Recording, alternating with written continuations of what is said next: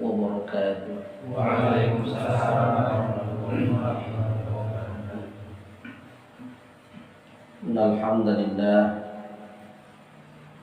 nahmaduhu wa nasta'inuhu wa nastaghfiruh wa natubu ilaih wa na'udzu billahi min shururi anfusina wa sayyiati a'malina.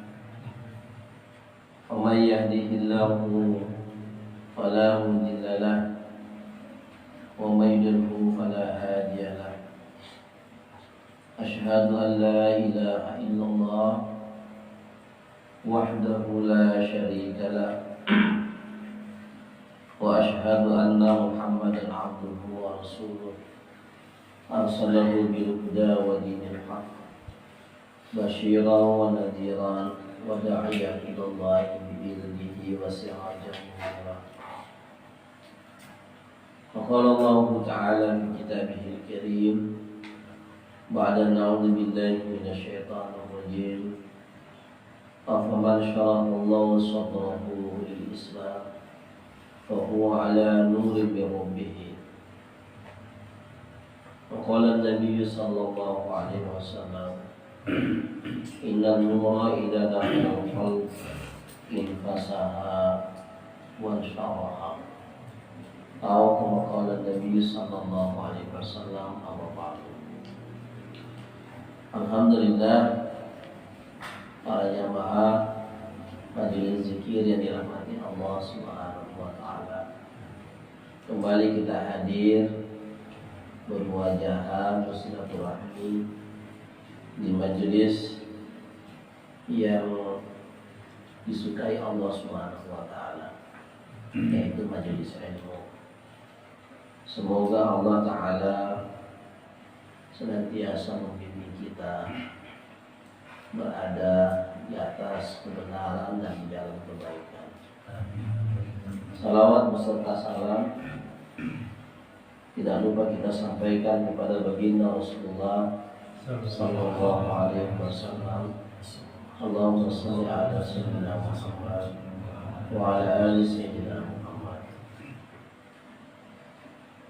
Bapak, Ibu-ibu majelis yang dirahmati Allah Subhanahu wa taala.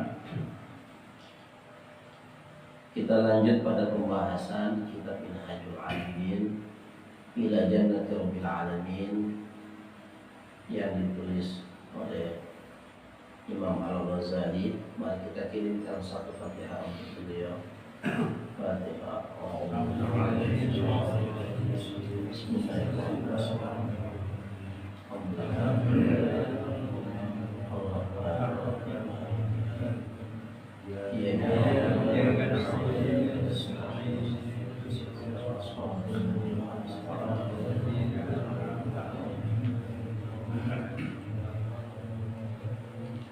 Baik, kita lanjut pada pembahasan kitab ini.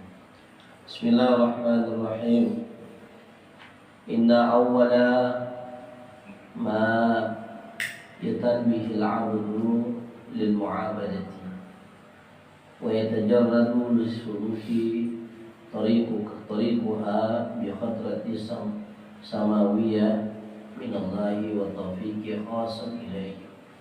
وهو المعنى يقول سبحانه وتعالى أفمن شرح الله صدره للإسلام فهو على نور من ربه. Az-Zumar al-ayat 22. Beliau mengatakan bahwa pada hakikatnya inna awwala ma yatanabbahu, hal yang pertama kali dapat mengingatkan seorang al-abd, seorang hamba, lil ibadati, untuk beribadah kepada Allah, wa yatajarradu lisuluki tariquha, dan menelusuri jalan-jalannya, bi khatrati samawiyah, adalah pikiran yang datang dari langit, yaitu pikiran yang datang dari Allah Subhanahu wa taala, wa taufiqi, dan taufiknya atau pertolongannya, khasun ilaihi, khusus baginya. Wa huwal ma'na bi qoulihi subhanahu wa ta'ala, hal ini sejalan dengan makna firman Allah Ta'ala dalam surah Az-Zumar ayat 22, afaman syara'allahu sadrahu lil Islam, maka apakah orang-orang yang dibukakan Allah hatinya untuk menerima Islam, fahuwa ala nurin min rabbih,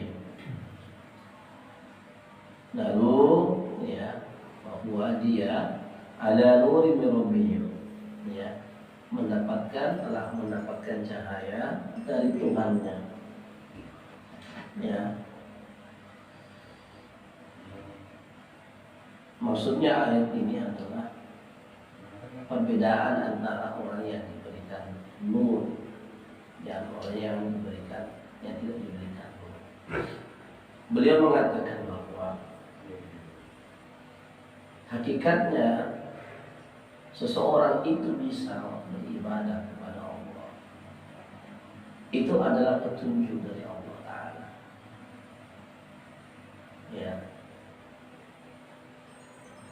Itu adalah pikiran-pikiran yang datang dari langit, maksudnya yang datang dari Allah.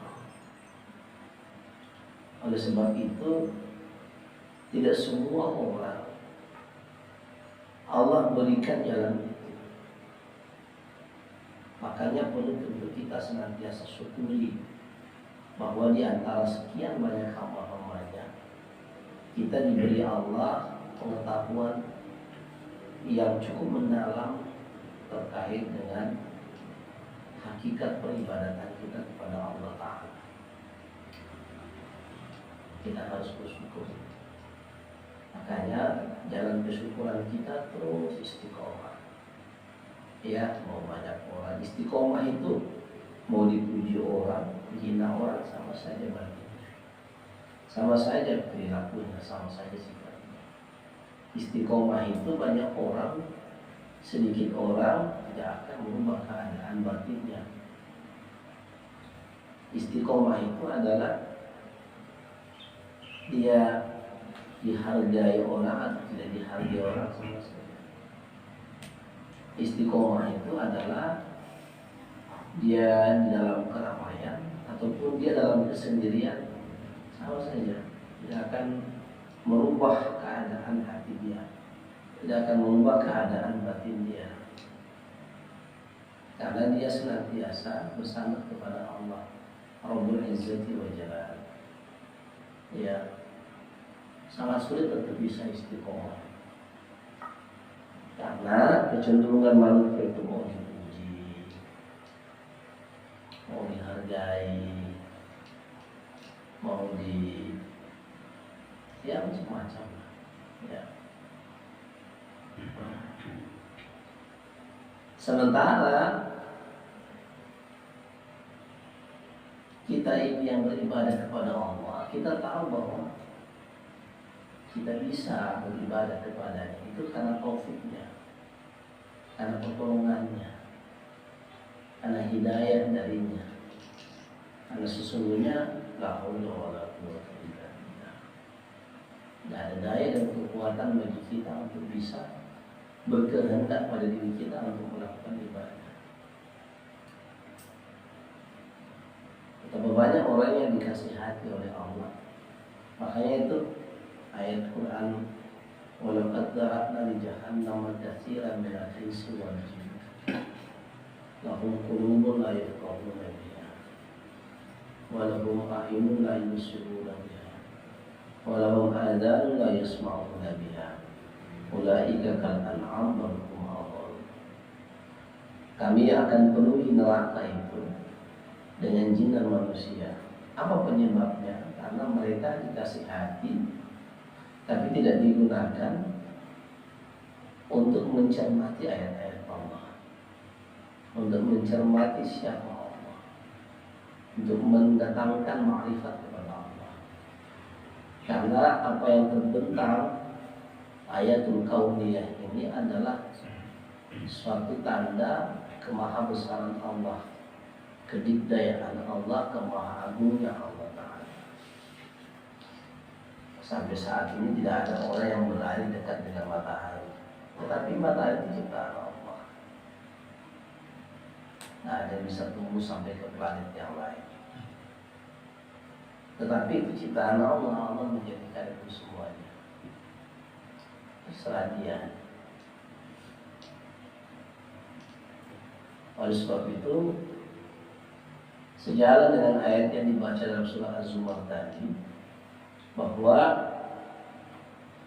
afaman syara'allahu, apakah orang-orang yang telah dilapangkan hatinya, hatinya untuk menerima Islam, tidak hanya menerima tetapi mengamalkan ajaran Islam, lebih jauh lagi menerapkan ajaran Islam dalam kehidupan sehari-hari, lebih jauh lagi beribadah dengan sesungguh-sungguhnya kepada Allah Ta'ala.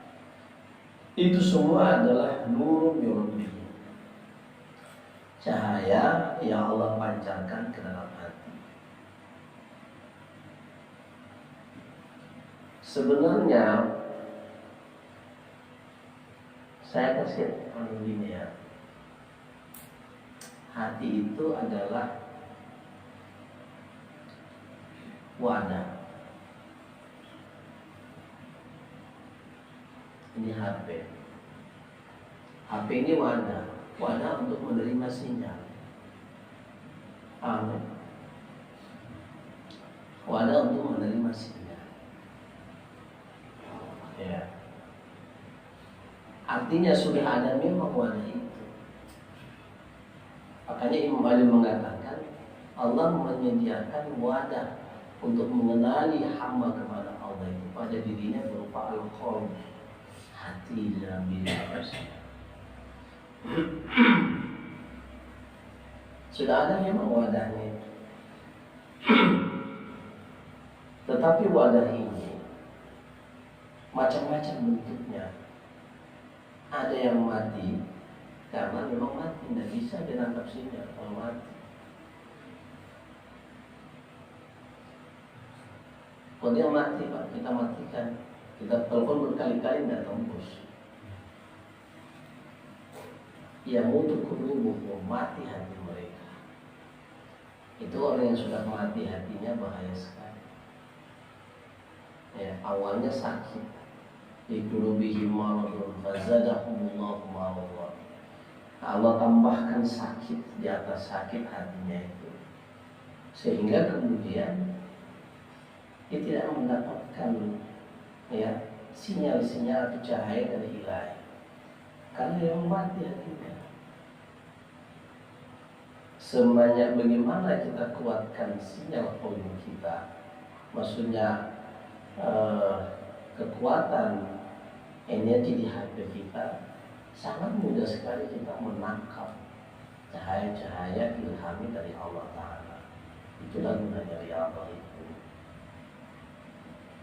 Ya.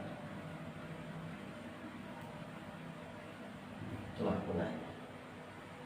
Gunanya kita mendekat diri kepada Allah itu agar kita senantiasa memperoleh petunjuk dari Allah, memperoleh hidayah dari Allah, ihdinas siratal mustaqim. Ya, memperoleh anugerah ilham dari Allah. Yang orang bilang kasyaf itu. Kasyaf itu tidak selalu hal-hal yang sifatnya ghaibiyah, itu jarang. Tapi kasyaf itu adalah membuka sesuatu yang orang lain tidak paham, kita paham. Orang lain tidak mengerti, kita ngerti. Itu kasyaf. Ya. Kenapa? Karena Tuhan terbuka. Bahkan kadang-kadang kita mendengar panggilan-panggilan secara sirriyah itu dalam qalbu kita. Hai fulan, kenapa kau buat kayak gitu? Itu panggilan ilahi.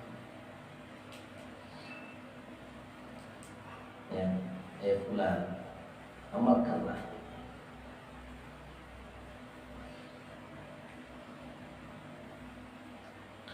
Jadi sudah ada itu sinyal dalam hati kita, bukan sinyal, sudah ada wadah dalam diri kita berupa qalbu. Dan itu kemudian tempat dipancarkan cahaya oleh Allah ke dalam hati. Tentu kalau Allah memancarkan cahayanya itu tidak hanya sekedar dalam bentuk material. yang itu berada dalam pengetahuan Allah. Tapi jauh daripada itu, disebut dengan cahaya itu secara maknawi adalah ilmu pengetahuan. Secara maknawi adalah ilmu pengetahuan.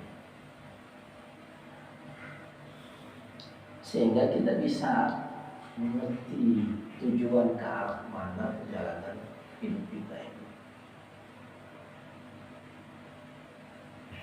Kalau tidak ada cahaya dari Allah, itulah yang Nabi itu minta. Berkali-kali beliau naik ke dua hira, itu yang diminta sama Nabi. Bolak-balik berkhalwat, menepi, menyepi, bersendirian untuk memperoleh itu cahaya dari Tuhan, petunjuk pengetahuan. Gimana bisa mengubah tatanan jahiliyah umat manusia ini menuju kehidupan yang berperadaban? Bingung kan? Memulai dari mana? Ya, memulai dari mana? Desakan itu sangat kuat dalam hati karena calon nabi. Desakan itu sangat kuat. Sehingga ketika turun surah Al-Alaq, Al-Alaq itu berisi tentang iman, ma'rifatullah, pengenalan Allah kepada Nabi Muhammad SAW. Iqra bismi rabbikal ladzi khalaq. Bacalah dengan menyebut nama Tuhanmu yang mencipta. Allah memperkenalkan dirinya sebagai zat yang maha pencipta. Kalau dia yang maha pencipta, berarti dia adalah zat Tuhan yang wajib diimani, wajib disembah. Itu konsekuensi. Konsekuensi ketika kita beriman kepada satu agama, berarti kita menyembah Tuhan yang ada di agama itu. Itu maksudnya. Kalau kita sudah beriman sama agama Hindu, nauzubillah misalnya, maka konsekuensi kita menerima itu. Teriak apa namanya itu? Kalau bahasanya 3 Tuhan. Ya. Tidak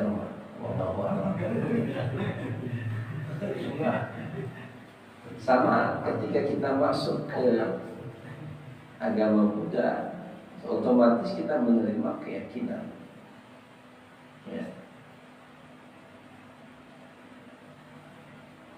Kalau di situ ada yang pencipta, saya tidak tahu di Buddha itu siapa pencipta. Kalau Buddha itu katanya hanya pembawa risalah untuk sampai, dan Tuhannya kita tidak tahu. Karena dalam konteks ketuhanan, dalam bahasa agama kita adalah dia zat yang mencipta, dia zat yang wajib disembah. Kalau dia yang mencipta, maka wajib. Sama dengan analoginya sederhana. Kalau kita sudah mengangkat jadi bos seseorang, kita mengabdi sama dia, ya, kita sudah anggap ini bos misalnya, dia masuk perusahaan dia, maka wajib kita mengabdikan, ya, diri sama dia. Masuk di perusahaan pulang, misalnya PT Bay, kita masuk di perusahaan PT Bay, otomatis kita mengabdi di sini. Itu otomatis. Maka Allah memperkenalkan dia adalah zat yang mencipta alam semesta ini. Maka otomatis itu akan jadi Tuhan dan kemudian kita sembah. Ya. Inilah jalan-jalan ma'rifat itu. Ya. Ayat yang disarahkan oleh Nabi Sallallahu Alaihi Wasallam tersebut, yang disyaratkan oleh Allah dalam surah Az-Zumar, sejalan dengan apa yang dalam hadis Nabi SAW. Inna nura idza dakhala al-qalb infasaha wa syaraha. Saya ulangi kajian yang malam Selasa minggu lalu. Tidak banyak yang hadir. Sesungguhnya cahaya itu manakala ya masuk ke dalam hati manusia, infasaha wa syaraha, maka hati seseorang itu akan lega dan apa namanya? lapang, lega dan lapang. Coba kita kalau punya masalah-masalah, kita serius ibadah, sholat, dan kita serius zikir, pasti akan lega itu hati kita dan lapang dada kita. Itu tanda bahwa Allah sudah memberikan cahaya ke dalam hati kita. Itu tanda. Para jamaah tidak akan betah ada di majelis zikir kalau Allah tidak memberikan itu.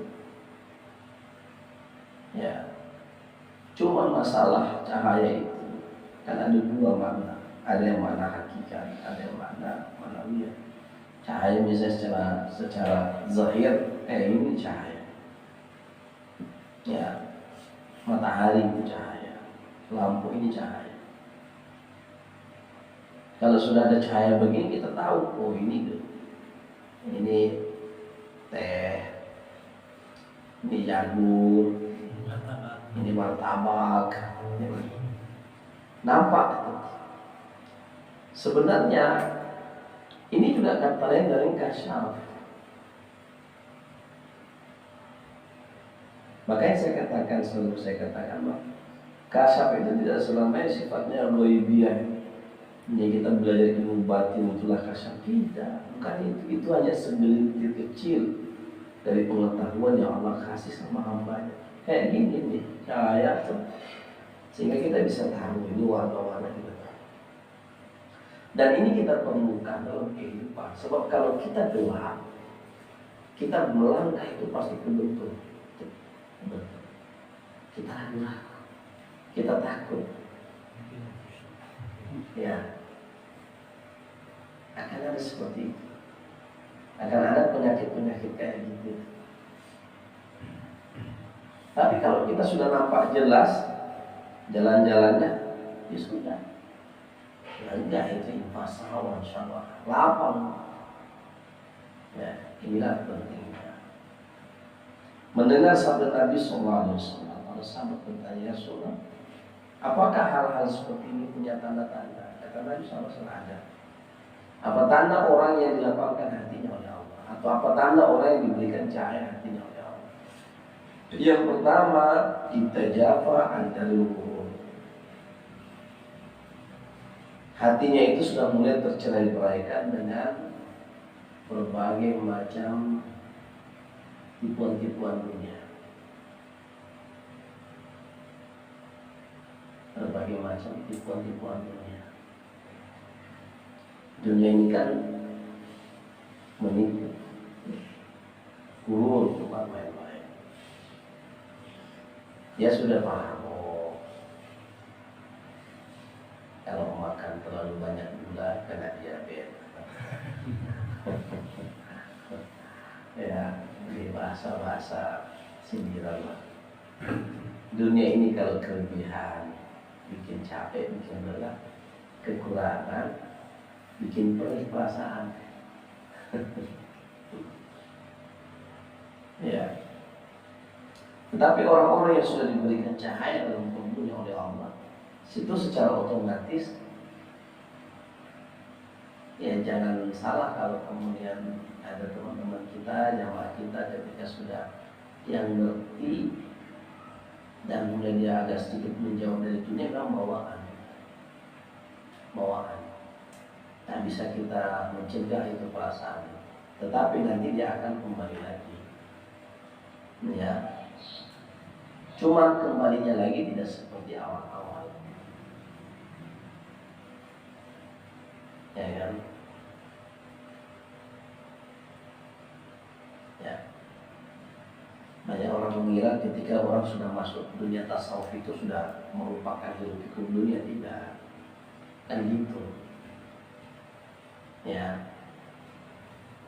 Dia sama dengan orang puasa, dilatih dulu. Nanti kalau sudah terlatih, ketika dilemparkan kembali ke tempat asalnya, dia sudah paham, oh begini.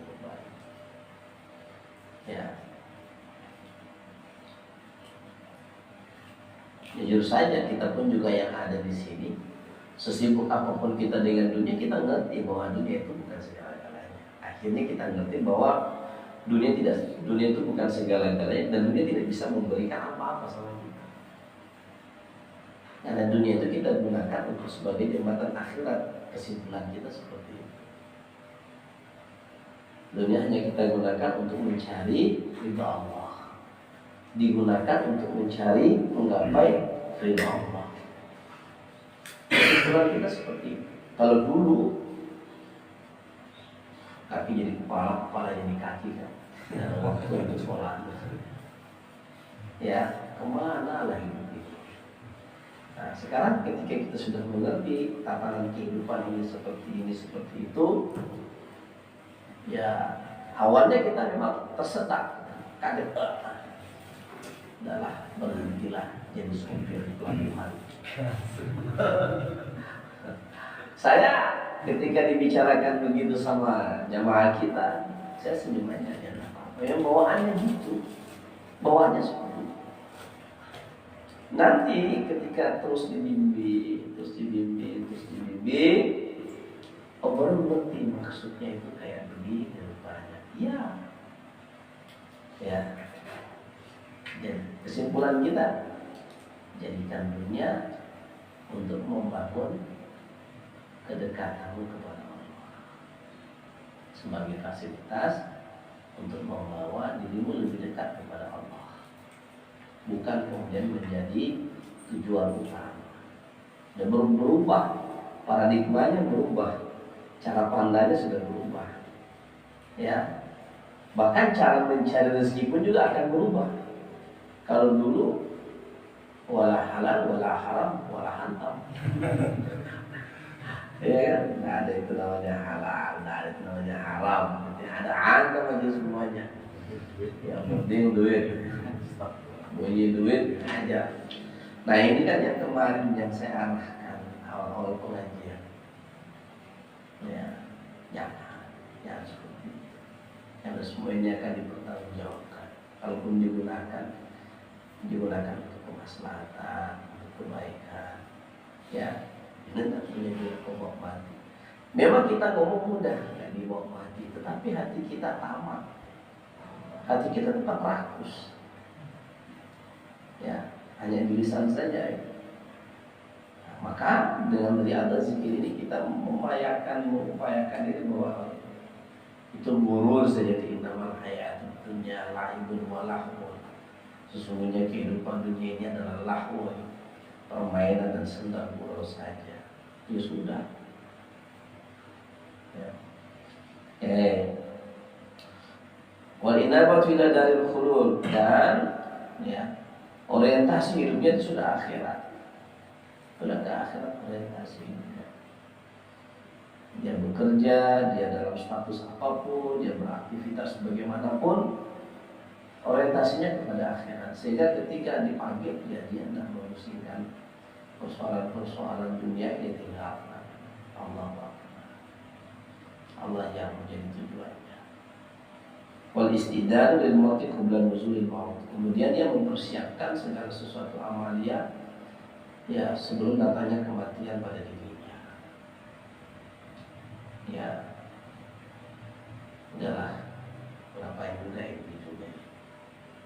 Ya, kecuali kita mempersiapkan amal-amal soleh. Perbanyakkan kita. Ya, bukan meninggalkan pekerjaan terus kita ibadah. Kita ini belum sampai di makam tajrid. Kalau kayak ulama sudah bang boleh tidak? Tidak tahu. Saya aja ini tidak bisa tinggalkan makam asbab. Ya, tetap berusaha karena tanggung jawab anak masih kecil. Kita yakin bahwa Allah itu memberikan segala-galanya ya kita. Ketika Allah sudah menciptakan kita, berarti kita yakin Allah sudah menjamin semua itu. Ya. Wa ma min dabbatin fil ardi illa 'alallahi rizquha.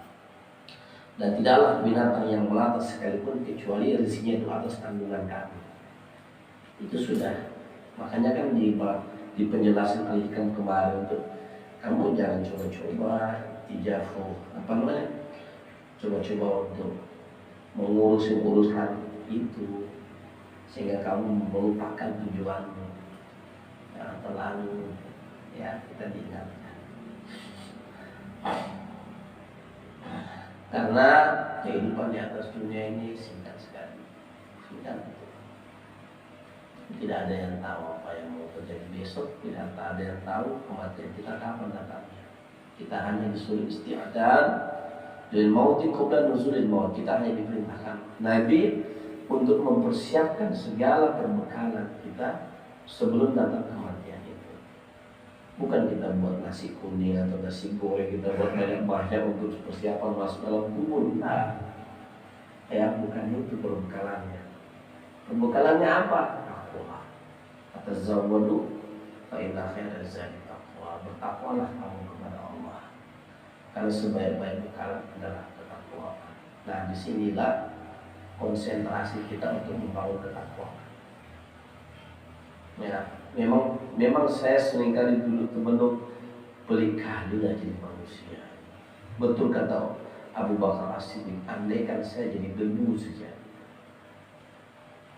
saya senang. Karena kalau jadi debu tidak ditanya macam-macam sama Allah.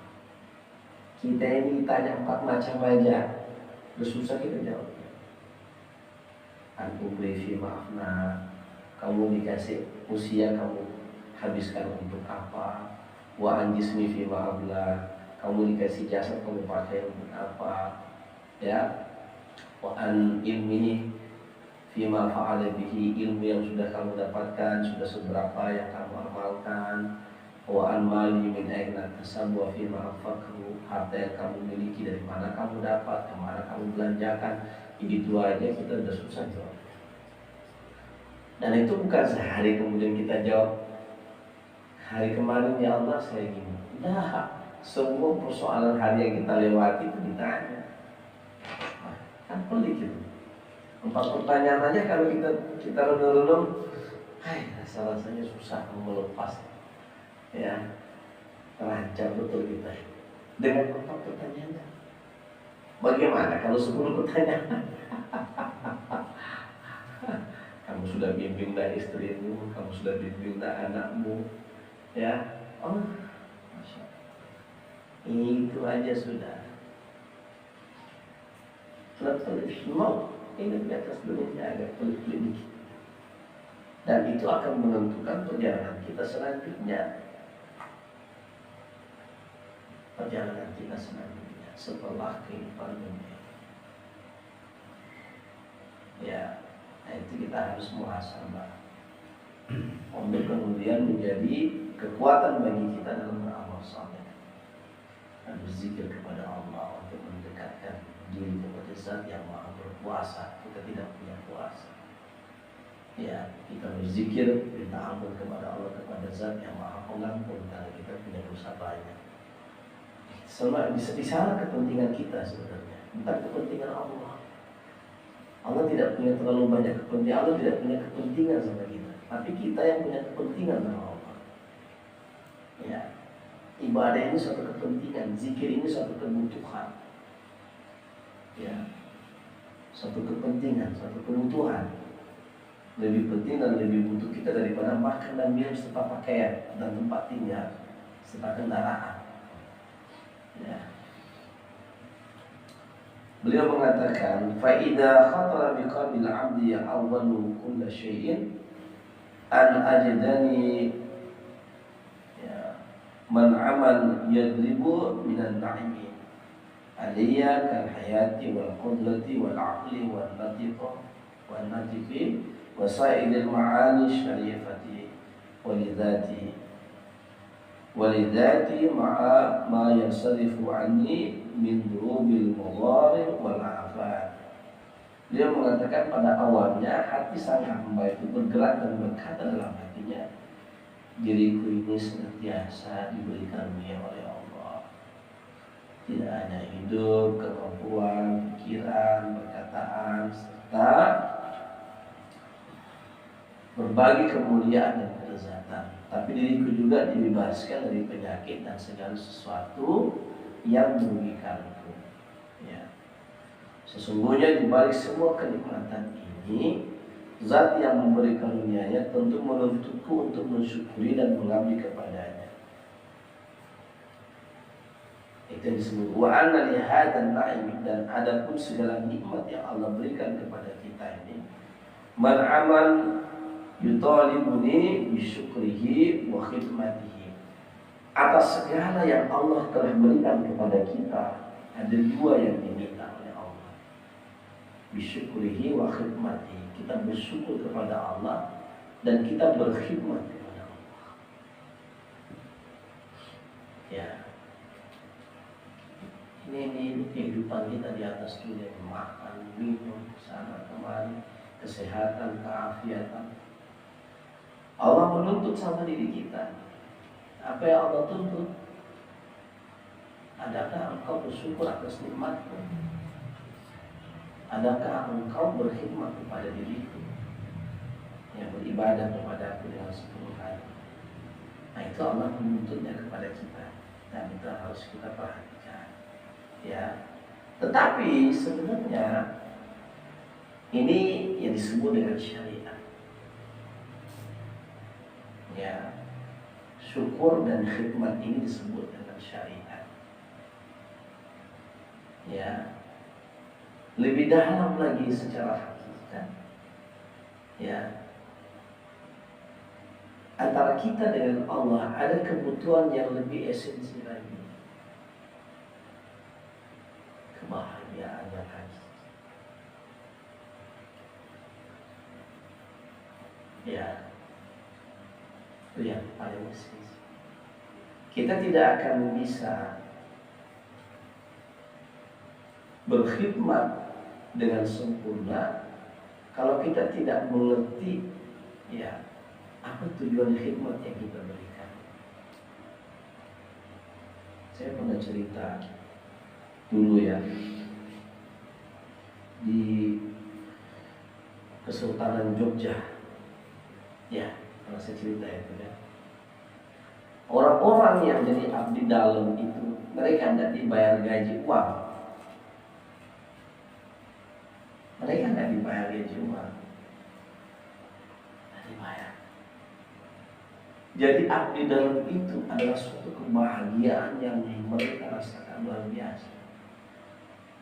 Kenapa? Namanya abdi dalam. Dia tahu di dalamnya, dia bisa nengok sultan, dia bisa dekat sama sultan. Ya, dia tahu kerajaan kesultanan itu bentuknya seperti apa. Dia bisa mengetahui. Jadi abdi dalamnya Allah saja itu yang luar biasa. Saya katakan tadi, jauh ke dalam. Jadi abdi dalamnya Allah. Itulah tujuan kita dalam tasawuf ini sana. Ya. Makanya itu kan kalau udah sampai di situ, kadang-kadang bahasa tasawuf itu yang buat orang nggak ngerti maksudnya apa. Ya, ilahi nasbul firdausi ahlan wala aqwa ala jahil. Kalau bahasanya orang jadul ada biar gimana itu ya. Ya, intinya bahwa kita tidak butuh imbalan-imbalan surga. Sama dengan ketika abdi dalam itu tidak membutuhkan dibayar. Bukan itu yang dia kejar. Tapi menjadi orang yang dekat dengan sultan, itu suatu kebahagiaan yang tiada tara. Bisa menengok sultan setiap hari, itulah waliullah. Kalau sampai makam itu ya silakan, masih terbuka ya. Ya, abdi dalam. Jadi kan kita pilih sebagai abdi dalam. Tidak hanya sekedar sebagai rakyat biasa. Ya, tidak sekedar sebagai rakyat biasa. Makanya Nabi itu mengatakan, ana abduhu wa rasuluh. Aku ini hanyalah hambanya dan rasulnya. Maka dia tidak butuh penghormatan manusia, Nabi Muhammad. Kita yang membutuhkan menghormati Nabi agar kita dicurahkan rahmat oleh Allah. Nabi tidak butuh penghormatan dari kita. Karena kenapa? Dia sudah dekat sekali dengan Allah. Kekasihnya Allah, Habibullah. Tidak ada di situ tertulis la ilaha illallah kalau tidak tersalin nama Muhammad Rasulullah.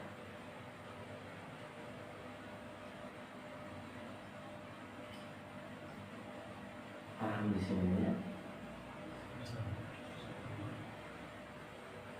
Nah, wasilah kita dengan baginda Rasul, menjadikan beliau sebagai wasilah. Itu yang kita kejar, bukan rakyat biasa. Cuman sanggup nggak, ente nggak dibayar, nggak digaji. Sanggup nggak ente memikul beban-beban di dalam keraton itu, nyapu, nyuci, tanpa dibayar. Itulah yang ikhlas. Kalau sampai diambil dalam, mesti ikhlas. Bahkan kita tidak minta ambalan dari Allah berupa surga dengan amal yang kita buat, karena semata-mata lillah. Nanti surga itu Allah kasih pasti imbalan. Tapi yang pertama kita wujudkan Allah itu bisa jatuh cinta sama kita atau enggak? Bukan bisa ya, kita berupaya untuk meraih cinta Allah supaya kita masuk dalam wilayahnya. Makanya itu dalam ada namanya wilayah-wilayah. Kalau dalam ada wilayah wali kutub itu saya tidak kaji jauh ke sana ya. Ya, kita masuk dalam wilayah ini. Makanya perjalanan makom ya Allah kita untuk bisa sampai ke sana. Bisa sampai ke sana.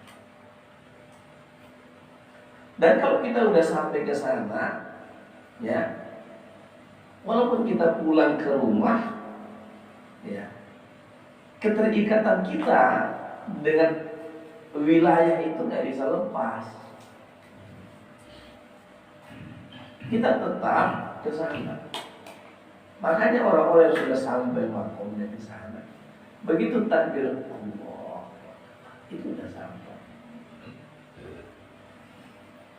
Dan nyantol ke sana. Nggak lagi ingat pecel lele. Nggak lagi ingat bakso. Jangan udah lupa. Ya. Di zaman modern seperti kayak sekarang pun, abdi dalam itu pengabdiannya dalam luar biasa, tanpa diminta imbalan. Dan mereka bangga sejak di dalam tanpa dijanji. Kalau dengan manusia bisa ada perasaan kayak seperti itu, kok kenapa sama Allah tidak ada? Maka jalurnya ada di tasawuf, jalurnya ada di tarekat, jalurnya ada di sini. Mohon maaf, yang pengalaman yang sudah punya banyak pengalaman di situ ya, jangan turun lagi ke dasar, ya, terus sampai dekat dengan Allah Ta'ala. Ya, nggak harus setiap hari full time kita di masjid, bukan itu maksudnya. Hati yang condongannya itu hanya terpaut dengan Allah. Kalaulah kata Nabi SAW, di antara orang-orang yang memperoleh naungan dari Allah, warajulun qalbuhu mu'allaqun bil masajid, hati orang yang hatinya senantiasa terpaut dengan masjid. Maksudnya kalau sholat dia pasti cari masjid, kalau yang wajib dia pasti cari masjid. Hatinya itu tidak bisa lepas dari masjid. Ya, maka kata ulama, qalbul mu'min baitullah. Hatinya orang-orang yang beriman itu adalah baitullah, rumahnya Allah. Di sini dia nama kedua, terpaut terus dengan Allah dalam qalbunya. Dan itu aku udah rasa semua. Disinilah sampai tadi, mohon maaf, Saya ngobrol-ngobrol dengan salah seorang pejabat kanwil Kementerian Agama. Saya minta izin nanti secara pribadi, saya minta juga ada beberapa yang kita yang sholat. Dia ngobrol dengan saya tadi, diajak saya ngobrol di Kalisto Batu 9. Dan beberapa hari sudah sepekan dia minta tusuk saya untuk ngobrol. Saya bilang saya masih agak sibuk. Akhirnya disempat-sempatkan tadi karena sudah minta betul untuk ketemu. Terucap kata-kata, ya Allah Ustaz, saya itu nengok, mohon maaf ya, orangnya kan nggak ada di sini. Bang Mama, saya bilang Mama mana? Bang Maria ya. Itu perubahannya luar biasa. Itu saya bilang wah, testimoninya Pak Maria apa?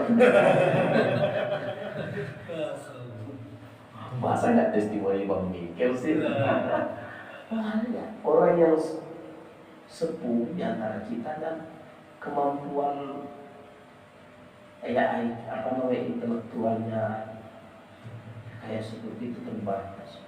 Tapi hasil daripada riyadhah tenang dan orang melihat dan merasa. Nah itu menjadi testimoni dan minta supaya saya bawa suaminya untuk ikut masjid. Sehingga yang kayak begini dia bagi hidayah. Tapi saya juga akan coba. Ya, itu Pak pejabat Kementerian Agama, pejabat Kementerian Agama minta supaya ya suaminya diikutkan majelis itu supaya ada perubahan. Masya Allah.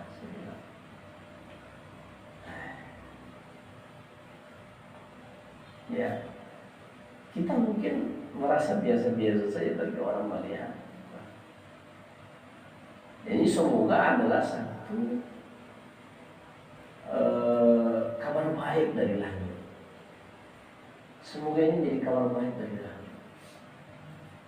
Makanya jangan kita ukur hal yang seperti ini dengan materi. Setelah dapat ini rezeki meningkat. Terlalu hina amal ini diukur dengan materi. Ketika kita sudah sampai pada tingkat itu, jabatan kita naik. Bukan itu. Abdi dalam itu tidak membutuhkan itu. Yang dibutuhkan abdi dalam itu diizinkan untuk mengabdi selama-lamanya di kantor, walaupun tak digaji. Untuk suatu kebanggaan. Sifat dan sikap seperti ini adalah logis dan memang mesti ada bagi seorang hamba. Demikiannya dicontohkan sama Nabi. Kamu tidak perlu menghormati saya, kata Nabi.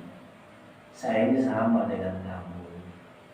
Ya, kata Nabi SAW, ya, saya ini duduk sama dengan duduknya hamba kalau makan. Berdirinya berdiri hamba, jalannya jalan hamba.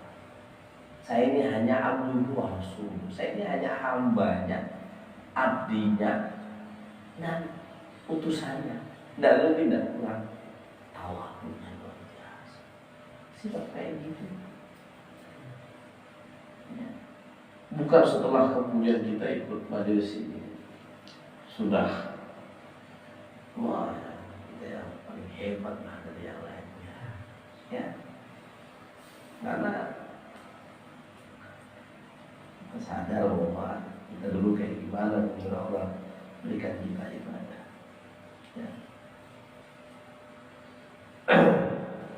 Fa in amarta an dzalika fayanzilu anni ni'matahu wa yudhikuni ba'suhu wa naqamnuhu wa qad ba'atha ilayya rasulan ya ayyadahu bil mu'jizati khariqatul mu'adat ya akhrajatu an maqduril bashar. Beliau mengatakan ya, seandainya aku lalai melayan dan bersyukur kepadanya, tentu dia akan memalingkan iman-iman tersebut dariku dan menggantinya dengan siksaan. Padahal dia telah mengirimkan seorang utusan kepadaku. Maksudnya gini ya, saya anukan saja ini, akhirkan aja dia punya perkataan. Di kitab ini mengarahkan kita untuk bisa meraih surga. Ya, jalan menuju kepada surganya Allah. Tetapi jalan menuju kepada surganya Allah itu tidak akan mungkin kita gapai kalau kemudian kita tidak berusaha untuk memahami ya siapa yang punya surga itu.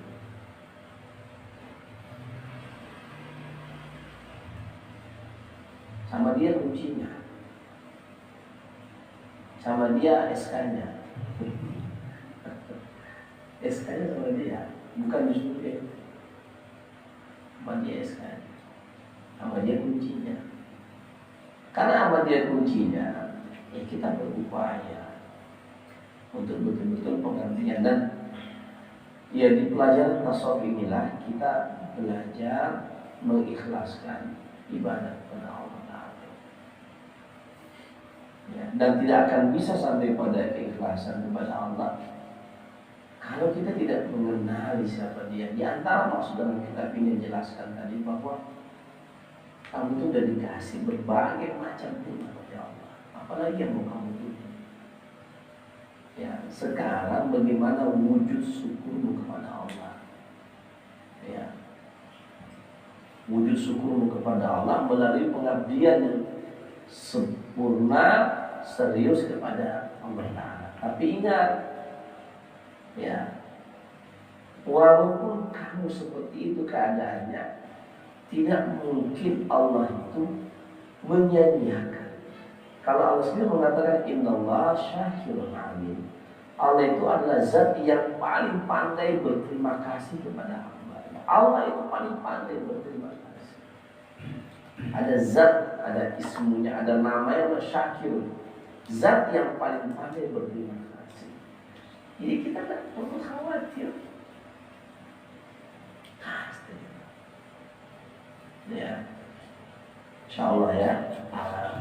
Saya rasa demikian dulu karena saya pun juga ini kurang sehat ya. Memaksakan diri malam hari ini untuk bisa hadir sempat pilek pula.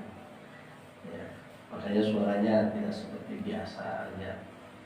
Agak loyo-loyo sekarang ini. Ya saya mohon izin, mohon maaf. Tidak terlalu panjang menyampaikan kajian tidak terlalu mendalam lah. Ya rasanya gitu. Ya. Insya Allah,